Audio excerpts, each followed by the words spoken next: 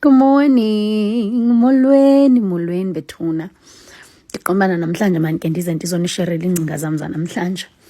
Kunento mhlambe ixesha elinintsi thina esiye singekho ready uthetha ngayo and qonda uba manje ke ndizoyishera nani namhlanje. Ndiyayazi uba there's a famous word or famous words ezithi there's no manual of being a parent or how to raise your kids.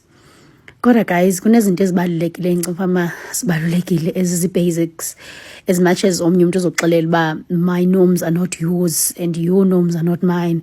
Fair enough.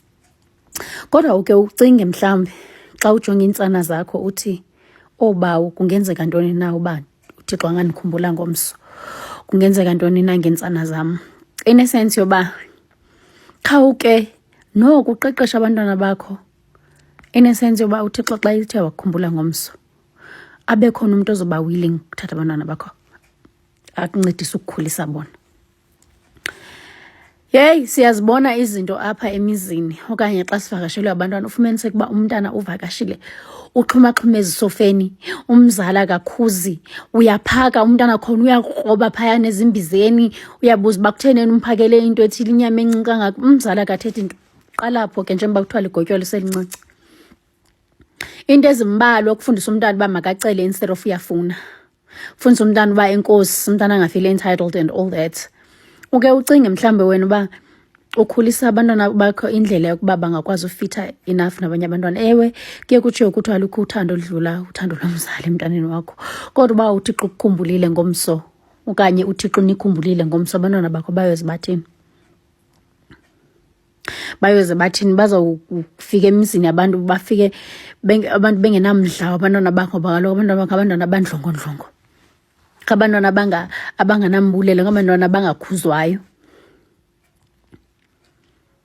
Masizameni uba noko. Umntwana funeke ndikuxelele ngoba abantwana vele bayasihlaza. Ikhona la attitude abaye babe nayo mos xa bebona abanye abantu, kodwa makangqamane nelihlo lakho elitshoyo uba wena kufika kwethu endlini uzawundazi kakuhle. Ungatshongo nto. Ngoba ayizukunceda kwale uba uzomngxamela sikhona okanye umbethe kuba sathi umkhuza ngoba ebona thini.